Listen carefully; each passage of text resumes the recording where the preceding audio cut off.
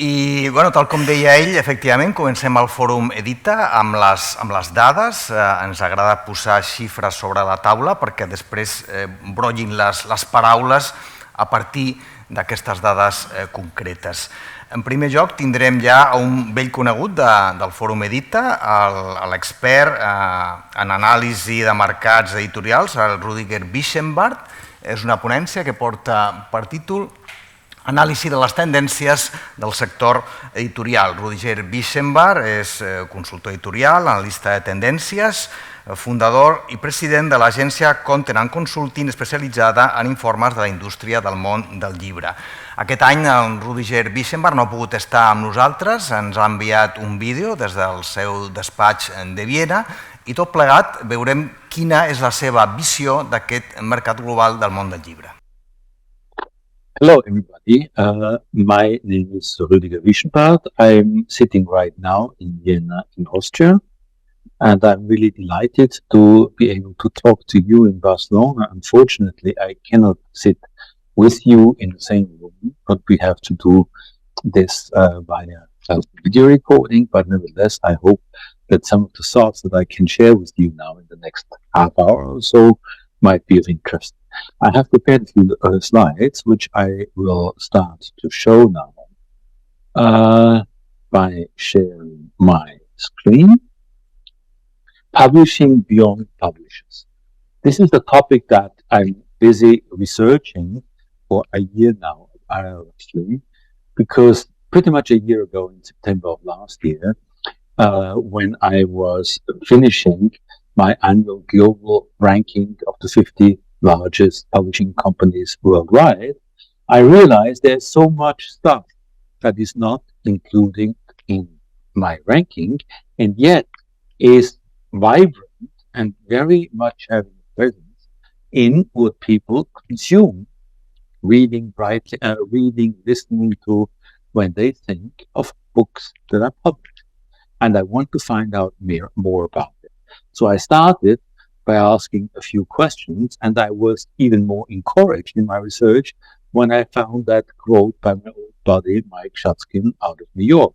The book publishing business in which I have spent my working life since the early 1960s is disappearing.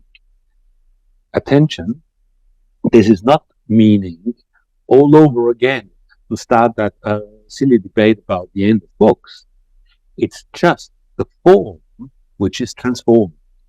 So there is the first question that I have to ask: what do we often miss when discussing the book business?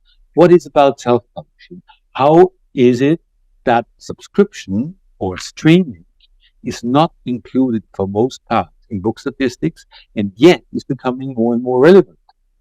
What is the relationship between book publishing and Spotify or webtoons, or something that I will discover with you in a moment, the Tonys? And what is the book business component in platforms like Netflix, etc., etc., etc.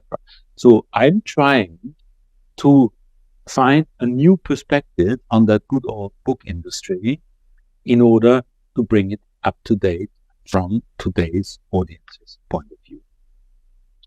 Just a few examples to start with. For instance, would you think that you can create a community for 2 to 6 year olds, so very young book lovers? And the proof made out of Berlin in Germany a few years ago is yes, you can, because they developed a little engine, a box for children that is helping them in the storytelling. It is like an audio system, but in a way that 2-year-old can use it, manage it, control it, and have a lot of fun with it. And so that was a very unlikely audience that they were starting. A second example is Storytel. You know, this platform for audiobooks out of Sweden. Well, in a first movement, they were just an aggregator. They used stuff from other publishers and turned them into audiobooks. Today, you have Storytel Originals, and most of that stuff is consumed by subscriptions. And as we will see later, streaming subscription are much more different to publishing than when you just sell books one copy at a time. A third example, again, starting with the audience that is targeted, would you think that you can build a global platform for a community of young girls? Again, yes, you can. Rebel Girls founded and launched very successfully in 2016 by Elena Favini and Francesca Carvalho out of Milan, is the proof. The two women went to Silicon Valley, learned how to create a startup, went for crowdsourcing, raised $1 million, and produced out of a platform for young girls a fabulous series of books, Good Night Stories for Rebel Girls, and now in the meantime, an entire media universe around this. And after a few years, 8.5 million books have been sold in 110 countries in quite a few countries. Webtoons and Wattpad is the next example. Wattpad, you may be aware of that, a Canadian-born platform for fan fiction created more than 10 years ago, which more and more became a universe, an ecosystem for all kinds of writing. And now, a little bit more than a year ago, it was picked up, a Canadian company, by a Korean platform, Webtoon. And Webtoon, you are aware, these are these animated cartoons for children, or more precisely for young adults, that they get on their smartphones. And suddenly, the cartoon world and the Wattpad writing world, which had more and more developed into a Webtoon Studios multimedia universe, have come together and now form something which is fabulous, global, but very much different from a publisher who is understanding him or herself as the curator or the gatekeeper, defining what is the books, defining what is the catalog. Here there are universes where that is much more driven by the authors and by the audiences directly. Why does it matter, all these things? Why cannot we just say, okay, that's a variation, but the core business is the publisher, who is the gatekeeper, who works with the book seller, and that's the book business. Well, look at France. In the meantime, you have all heard about the fabulous curving growth for manga, or for comic books, for cartoons, for all this. And in France, by now, they summarize it as the ninth art. In France, one bought copy of books by out of 4 is a manga or a comic book. So that is showing you a totally different scale that has suddenly, within less than a decade, really started to redefine what we understand with the term book business or book ecosystems. And I will come back to the system and platform issue time and again, because in these platforms that are delivering these formats of content, also the ways of consumption have transformed. Snacking has become a term, a technical term for that kind of reading. And the most important thing, and that is where the device, the mobile phone comes in, young people are used that they can read or listen to or watch the stuff whenever, wherever. And that instantly privileges the subscription over sales by copy, by item. So that changed suddenly the entire value chain and how the business is built. Also, the size of the audiences is fabulously growing, expanding, big, and you have an ongoing stream of new content that again transformed the very core of the business of storytelling by the serialization and by the character of multi-format production, which is crucial. Going back to the example of Wattpad, which, as I mentioned, has started as a fan fiction platform, a few years ago, the founders redefined what is Wattpad by calling it Wattpad Studio. Wattpad Studio emphasizes and underlines that there is a multimedia component suddenly gaining in importance. So we see a lot of new things coming in. And of course, the marketing, the way how all that content is communicated and promoted to the audiences has changed more and more.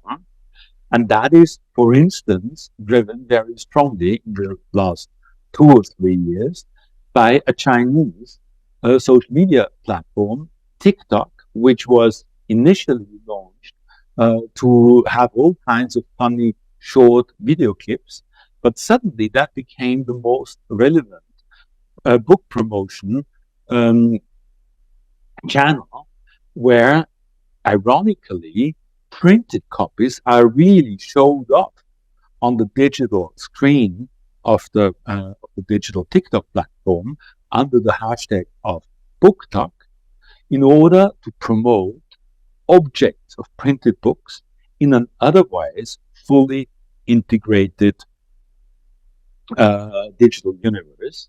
But as Nathan Schuhart has mentioned, it makes books seem personal. So a personalization as well has happened. That is having a direct impact on how the book world is looking today. 10 years ago, I drew a world map with distortions by significance of revenue generated out of books. And you see, this is a world defined by just a few Western and Asian markets. It's the US, it's Germany, it's France, the United Kingdom, it's China, it's Japan, and India. All the South, what we call today the global South, is minimal, is very small by comparison to these centers of global publishing. Guess what? The new world beyond publishers is looking totally different. You have things based in Barcelona, by the way. I always highlight World Reader, an initiative, an NGO that is catering digital reading to Africa and other southern countries out of Barcelona, but largely independently from Barcelona as the traditional book publishing capital. Storytel has emerged in Scandinavia, in Sweden, a very small language, a very small country by population. Wattpad, I mentioned, has been launched in Canada. Kobo, same, is initially Canadian. Webtoon out of Korea has picked up now Wattpad, and Rakuten, the Japanese distributor of all kinds of stuff, has acquired Kobo a while ago. And then you have China Literature, or Yuan, which is bring the entire same universes under just one Chinese umbrella. So it's a very different and very segmented world.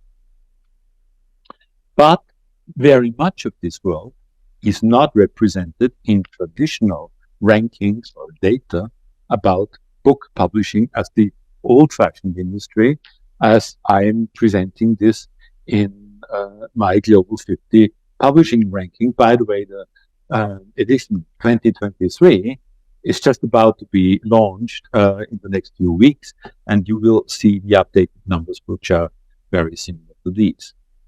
But again, what is so important about that? And I could, a few years ago, do a snapshot, a long-term snapshot on the German market, not counting the money, the turnover generated from books, but the number of copies sold. Because from a user perspective, copies are what really takes your time, your budget, and that is a much more accurate measurement for what is books and how are books evolving from a consumer's point of view.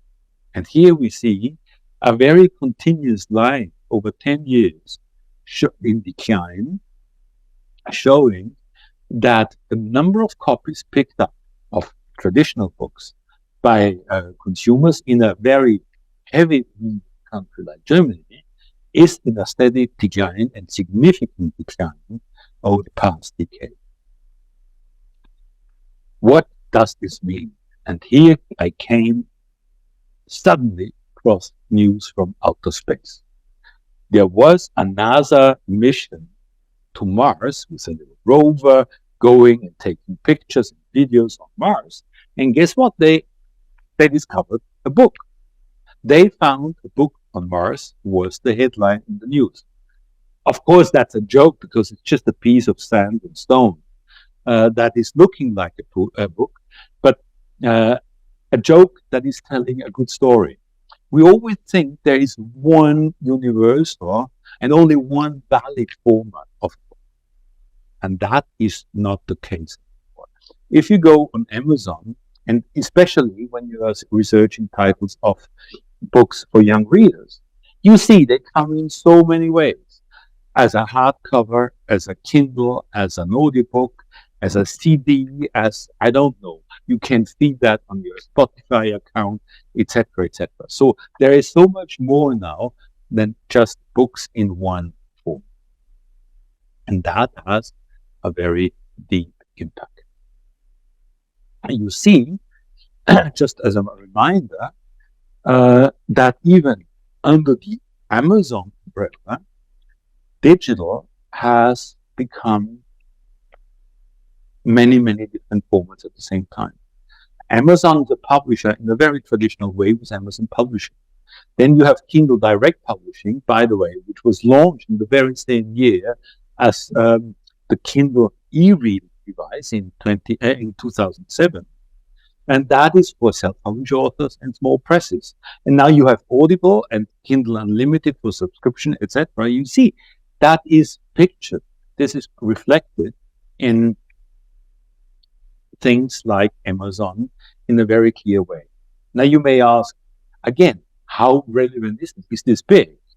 And the problem is that for most of these new things that are beyond traditional publishers, we don't have financial data. But Amazon, exceptionally, is releasing one number every month, and that is their payout just as a bonus to particularly successful authors and small presses. And that in 2022, so last year, was adding up to $500 million, $522 million. That's a lot of money if that is just a bonus. It is not even all the payouts to Kindle authors. Yeah. And so you can see the complete revenue that is generated out of digital content produced by authors under Kindle Direct and other Amazon formats is massive and at the same level as some of the largest global trade or consumer book publishers such as Absol or even Penguin Random House. But we don't know the details. But we saw that self-published authors have started, for instance, to create their own little publishing companies to really control the entire universe. So they themselves, these authors, go beyond publishers and are into entrepreneurial by themselves. Another example for real scale in turnover is Webtoon. Again, we don't know exact details, but you see a fabulous growth curve, and these are just snapshots of revenue from the last 2 years by quarter. And the growth is enormous. And you can see by numbers that are produced now by Wattpad Webtoon Global, how big they are. They have 85 million users, of which 70% are Gen Z or younger. A lot. They cater their services to 830,000 creators, and they generate $856 million US, which is including them in the top league of international publishers. So we see that those big elephants in the room, such as Amazon, are really significant in the first place, but that's not the surprise. I think it's much more surprising that a new venture, like a relatively new venture, like Tony's out of Berlin, have sold 5.1 million Tony boxes, these little boxes with the figurines that are carrying the stories, within the last 5 to 6 years. And they are working with buying licenses for their production from 200 of the internationally leading traditional publishers, including Disney or Penguin Random House or Macmillan. But they are also producing more and more original stuff by themselves. So suddenly we realize that ebooks have become much more complex, more surprising, more multifaceted than expected. At the beginning, we thought ebook, okay, it's simple, just a new format, similar to trade paperbacks or whatever. But now we see that there are many different clouds or islands that are surrounding that digital universe, which is including also self-publishing, writing and reading platforms, hybrids on TikTok with digital promoting print, and consequences in the production, in the storytelling, serialization, transformations into games, multi-format, multi-channel, multi-business models. So in a way, coming back to my books found on Mars joke, books are universal, but not in the format or in the shape, but in their functionality for storytelling, for capturing the attention of the audience, etc. It is less of a surprise that has evolved in that way than you might think. In 2008, so just in the year after the Amazon Kindle ebook reader had been launched, I had the opportunity to give the whole thing a little thinking for writing a piece in a journal called Logos, under the title "What is a Book and What's Really in It?" And I gave it the title "Ripping Off the Cover," because that was the easiest formula that I could find. What is happening when books go digital? You rip off the covers. And that results, in my understanding of 15 years ago, in number one, a multitude of manifestations of the book, initiatives on the book, book-related gadgets, uses. These are all quotes from that article, which is 15 years old. Number two, a book is indeed a closed container in one respect, but very much of an open format in another. Number three, can recognize how immensely rich direct encounters between books and therefore between authors and readers can potentially be developed through digital networks. In brackets, you see today this TikTok. And what is the way that we are taking hold of a book? Is it really necessarily buying the book, or is it also accessing it? And accessing is different than owning a copy. And that brings in again the massive chain transformations of subscription. So we have old answers where then after a while we're around, they said, okay, it's a format, it's fairly successful, at least in the English language, generating 15 to 20% of revenue in big houses, etc. But at the same time, looking at other markets, like small markets, small languages, you see it has stagnated at a much lower level, at 5 to 7%. But yet, all these other ways of having books have been entering these other markets as strongly as in the English language markets. So the main thing is that suddenly you have that author direct communication to the readers. And the publisher and the traditional publishers and retailers are one option, but one variation among many others. And the distribution is more and more platform driven. And the business model from a publisher's point of view or from an author point of view is exploitation of intellectual property. So that is necessarily cross-media in the principle. And you get a lot of secondary markets. With this, the role of the publisher, even in the traditional world, is changing very deeply in that publishers were used to understand themselves as producers of products, the book. And now they become more and more servicing companies. And that is not a coincidence that echoes something that happened in software industry in the same way a few years ago when software as a service was emerging. And so books as a service to authors and audiences is the new model, and that is changing everything else. It's distributed, it's connected, the scale is fluid. The old principle, the bigger the better, is not necessarily the winning model. You see in the last few years how those mega consolidation moves and all the spent money on acquisitions that never happened or never became so successful, they are not the only model.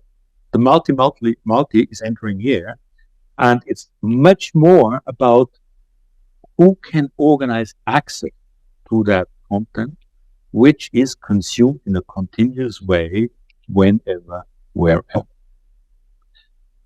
And that is the real trick when we don't have all these things included in the data that we have in front of us, from book statistics, from maps of the industry.